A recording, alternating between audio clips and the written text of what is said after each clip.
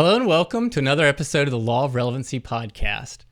We speak to marketing and communications industry professionals about topics that will make us more relevant in our careers. We guarantee you're going to learn at least one thing during today's episode. I'm Cord Zoen. I'm the president of Bake More Pies, a full-service digital marketing agency based here in Tampa, Florida. And today we're speaking with Leigh George. She's the founder of Freedom, an unagency based in the DC area. Hi, Leigh. How are you doing?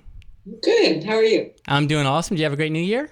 Great. I did. Thanks. How was yours? Oh, it was excellent. Very, very busy. But yeah, had a great time. Well, today we're talking about Brand BFFs.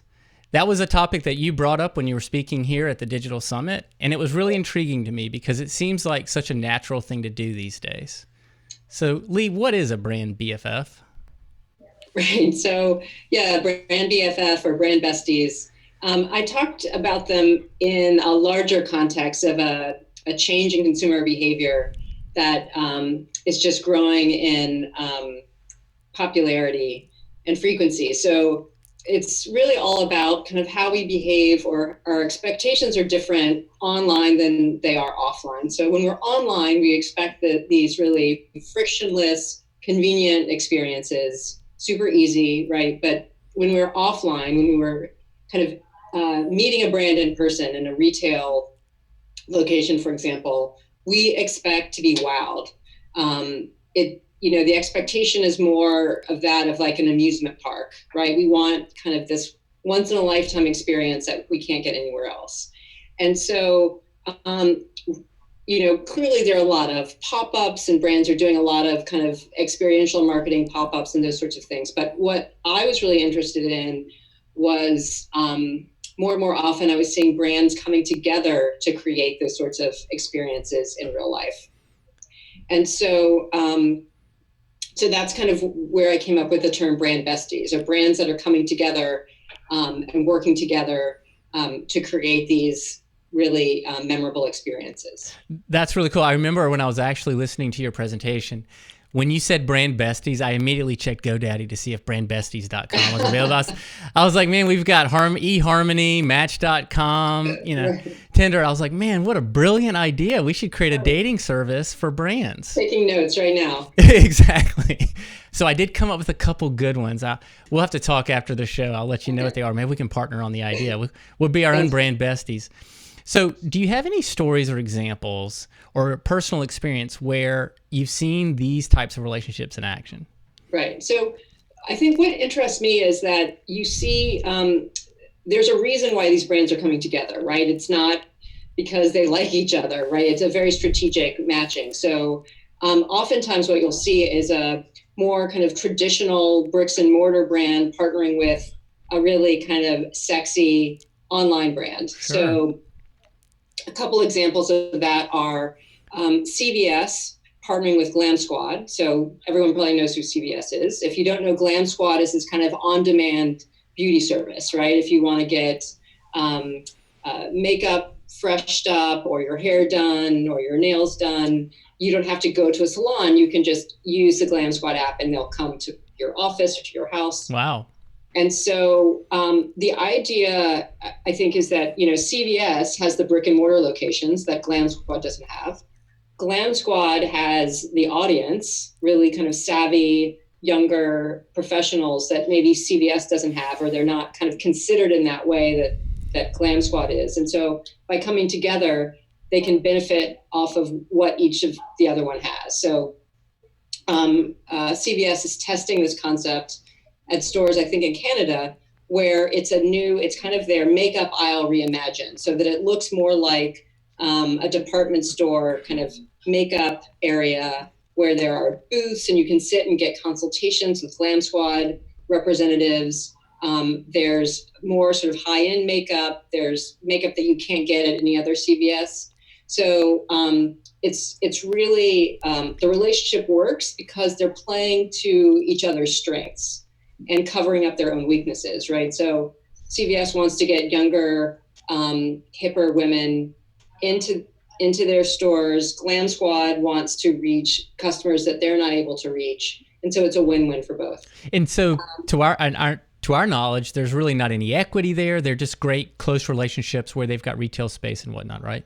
Right, exactly. I mean, I guess it would be, I'm sure there is cost in kind of building out this new kind of space within a store concept, right? So CVS, there's got to be some investment in that. But in general, really, it's about kind of coming together. So another similar brands where you've got kind of a more traditional retailer and an online direct-to-consumer brand is Nordstrom and Casper, the brand or the mattress company.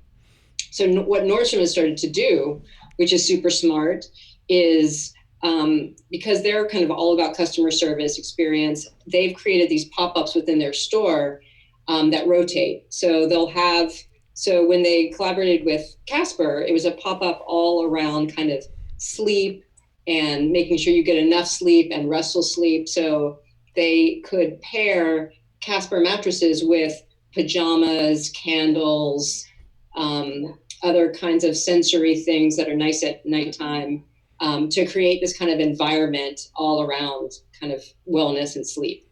So it's not just a comfortable mattress, it's about the whole experience of getting rest.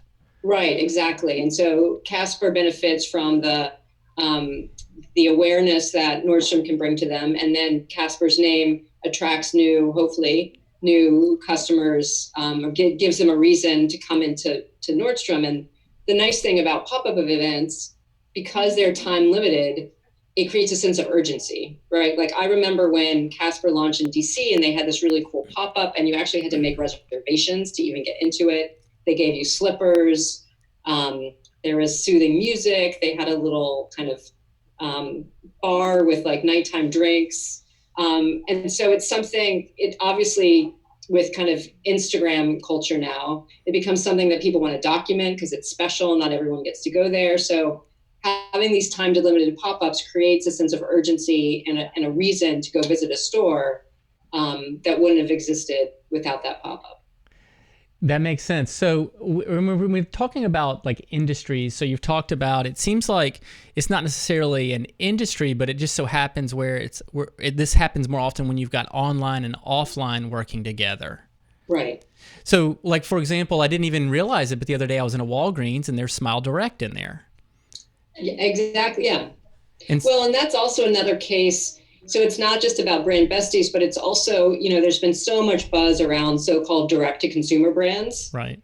They're not really direct-to-consumer because they're still relying on all these channels, right? Casper's relying on Nordstrom, Smile Direct is relying on Walgreens. So in a sense, it's also a relationship of necessity because, to be able to sell, you really need to show up in certain channels. That's exactly right. So like when we're developing a marketing plan for someone, when we're considering even like traditional outdoor, it's because we can get a great cost per thousands because you've got all this traffic coming through here. So if you've got a retail outlet like Nordstrom's or CVS, you've got millions of people passing through those areas. So it's a great way to get, I guess, a low cost impression as well. Yeah, exactly. It's interesting. I came across recently, I'm actually now preparing my talks for 2020, and I came across an example of a collaboration between Adidas and Arizona Tea. So this is kind of a different, right? They're both interesting. They're both kind of consumer brands, and so the collaboration was to design an Adidas shoe with Honest Tea branding and like design. So it's like for people who are like crazy Honest Tea fans, I guess, who would be interested in an Adidas shoe with that branding on it. So it's just, I think another way Brand Besties function is it gives greater access to a brand, right? And it allows advocates or fans to really show their passion for the brand. That makes a lot of sense. So that's a really creative way for two brands to connect. What are some other creative ways you've seen Brand Besties manifest? I think, what was another one? I think it was a similar situation to the Adidas and, actually, sorry, I was wrong. It wasn't Honest Tea, it was Arizona Tea. But for example, Kentucky Fried Chicken recently came out with a clothing line. So it's not so much Brand Besties because I don't know that they collaborated with another brand on the clothing line, but it was just an interesting way of reimagining the brand in a form that people don't expect it. But it gives, like, if you are a hardcore KFC fan, it gives you a way to kind of show off to others at how much you love the brand, and just to develop a closer relationship by literally wearing it on your body. Got it. That makes sense. So we were speaking to an eyeglass company earlier today, and they're creating an augmented reality app so that way you can see, you map your face with the phone, and then you can see how the glasses are going to fit your face without actually being there. But it seems like with a Brand Besties situation where you've got offline to online, you're really maximizing the traditional experience of being able to experience the product. Like you were saying, the consultations in CVS. Right, exactly. Yeah. Like, let's see how the skin tones actually, how the makeup actually looks versus how my cell phone camera and my old iPhone 7 is going to look versus like an iPhone 11, right? Right. Yeah. And it's an in-person experience. It's just a different kind of experience, right? Because you're occupying a space. You can hold the product in your hand. You can talk to someone. So I think really there's been a lot of talk around the death of retail. And I think people are missing the point, because it's not that retail is dying, it's transforming. Yes, so it's starting to be used in different ways. So there was an article actually recently in the Washington Post about this mammoth mall that's being built in New Jersey. And a majority of the space that's going to be occupying the mall is entertainment. Sure. So they're going to have like a massive ski slope thing where you can go skiing and snowboarding at a fraction of the cost of, having to buy lift tickets and everything. So it makes skiing much more accessible. There's going to be like a amusement park. And by the way, yes, there'll be stores too. But it's the same developers that did Mall of America. So it's really kind of rethinking what is a mall? What is retail? What are our expectations for those sorts of spaces? And I think what's happening is that retail isn't dying. It's being transformed into more of a place for entertainment. Gotcha. So I've got a question. This is one I didn't ask you about earlier, but let's say I'm an up-and-coming online brand, and I'm like, man, I wish I could get those eyeballs at this retail outlet. How do I go about, if I'm upstart, cool, hip brand, how do I get out there and start to establish those relationships with some of these people, or identify even who I would want to partner with most? Yeah, I think that's a great question. I think you have to really think strategically. So you need to think, first of all, what are my goals in doing this? What do I want to achieve? And then also, who am I trying to reach? Who are my audiences? Because I think when you look at the most successful kind of brand bestie relationships, there's a kind of confluence around audiences that they're trying to reach. There's something about the audiences that make the relationship make sense, and also the sort of goals of what they're hoping to achieve. So I think a lot of it is thinking really strategically around what are you trying to achieve, what's kind of the end game, and then who are you trying to reach, and then start thinking of brands that kind of align with your brand in terms of your purpose and your mission, and then also have done a really good job at attracting the kind of people you're trying to attract, and start creating a short list of those brands. Right. So maybe brands that are potentially growing, or the trajectory looks good, or whatnot. Right. Or maybe, depending on kind of what you're trying to do, is it a brand that has an established brick and mortar presence? Is it a brand that already has a lot of traffic or loyalty around their website or online destination? Is it potentially you want to have a role within an app, like Fortnite, for example, a game? So really just kind of thinking about what assets does both the brand have and that you have that you can offer that would be valuable to that other person. I'm glad you brought that up. One of the coolest Brand Besties stories I ever saw was how Marshmello, the DJ, actually had the biggest concert of all time inside of Fortnite. Right. Yeah. Yeah. It's hilarious. I also heard the story of, oh my God, now I'm going to forget the name of the band.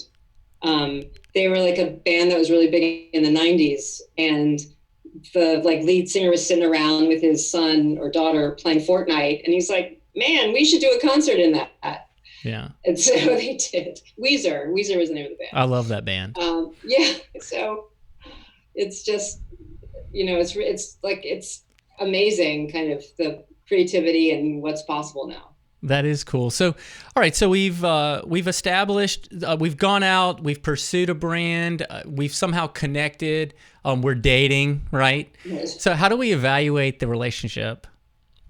So I think it goes back to, you want to make sure that you have clear goals starting off, because you can't measure if you don't know what you're trying to achieve. And then pick, KPIs that will help indicate your progress towards that goal. Measurement, I think, often gets very complicated because people think, well, we've got so much data available to us that we need to collect all of it. And I think that's really a distraction. I'm a big proponent in simplification. And so if you're very clear on what your goal is and your KPIs in order to measure that, then you can really focus on the data that matters most. That makes sense, because really, I mean, everyone who really gets into marketing understands that multi-channel campaigns are very, very effective, right? And a lot of people are stuck on this last click attribution. What is the phone number they use? But it's a combination. It's the contribution, not the attribution of all the parts, right? So right. When you're entering in a brand bestie type relationship, it can be very complicated to try to cross geofence. Well, did they pass through the Nordstrom's geo barrier and then later check out, on the mattress or something? So I guess you could get really tripped up if you try to make it too complicated. You probably should look and see if there's an overall lift. Right. Yeah, I think that's true. And then maybe have you're going to want to measure progress to a goal, but then maybe you also want to measure just effectiveness of channel. So they have goals for your individual channels to be able to say, are they performing the way we expected them to within this larger campaign? Right. I watched a training on how to evaluate YouTube marketing, and they were saying that the view throughs from YouTube are way higher than the click throughs, and so it's kind of the same sort of thing where maybe what you're doing is you're measuring the direct and organic traffic. If you're measuring it from the DTC side, right, the online DTC side, and look and see, once you establish or launch this relationship in the geo areas where those brand buddies, if it's a retail outlet, is the direct and organic traffic in the same control. But if it can step above a standard deviation or so, you can see that, hey, we truly are getting more eyeballs and it's turning into web visits or maybe point of sale purchases or whatnot in the retail outlet. Right. Yeah, that makes sense. Well, cool. So let's say we've established it. We've got a measurement scheme. How long should we try it out for? That's a really great question. I don't think there's any one answer to that. I think some of that is important as you're kind of planning your strategy and thinking about your goals. How long does it make sense to do something based on what you're trying to achieve? Because you've got to give your time to kind of be successful. So it also does depend on your goal, because if it's I'm making this up, but let's take CVS. If they are, and I think they actually did this, if they are running this store within a store as a kind of pilot to see if they should run it out nationwide, right? So in some cases, if you're just testing something, it's going to be open for, I would guess, something like that's retail based would be for a month or two. But then maybe the test shows you that, look, we should be having this open 365 days a year. Right. So I think testing is really important. If you want to see if you should have something kind of permanent. But the nice thing about pop-ups is they are in themselves tests. So for a lot of these brand bestie campaigns, really they're just kind of tests. They're kind of designed to be short-term kind of experiments. Well, and also, especially if you're in a big corporate environment, you almost need to have a contingency plan in case it works. Like, what if you determine that it works? You don't need to wait to the 2021 budget season to now allocate resources to roll this out. Right. Yeah, that's a great point. Yeah, you have to be nimble to take advantage, because you might, even in the experimentation, you're going to discover certain things, right? People are going to use products and spaces in ways you hadn't anticipated. So you need to be flexible enough and nimble enough to take those learnings and apply them. Very good. Well, Thanks for joining us today and talking about Brand Besties. Anything else you want to add about Brand Besties or things we should look out for? Yeah, I think, one thing that's been really fun in talking about trends is you realize they don't pop out of nowhere and then disappear the next day. You start, like, when since I've given that talk, you start seeing things constantly. You're like, oh my gosh, it's a Brand Bestie. So it's just, I challenge everybody to keep your eye open and see what Brand Besties you find. And if you find any, I would love to hear about them, and you can share them with me on Twitter. I'm at Leigh George, or on LinkedIn, and just tag me there too. Because it's always fun to see what people discover. Absolutely. Thanks. And we definitely have to connect as Brand Besties and create the dating app for our brands. That's right. So exactly. So thanks again for joining us, Leigh. I appreciate your time. And thanks again for joining us for another episode of the Law of Relevancy podcast. I'm Cord Zoen, and you can find this podcast shared on all of our social media. And soon it's going to be on the Apple Store as well. Thanks again for joining us. We'll see you next time.